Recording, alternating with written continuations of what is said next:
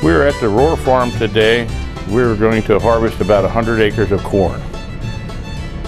It will take us about 13 hours, which is about 8 acres per hour. We will have 10 trucks to haul the silage away, 5 tractor trailers and 5 triaxles. Kreider Farms has about 2,800 acres on 28 different farms.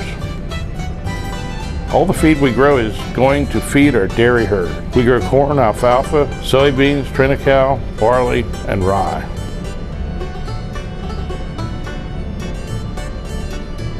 Every year we have to work around the weather, but somehow we seem to get it all done. Harvest time can get pretty hectic, but this is actually my favorite thing we do every year.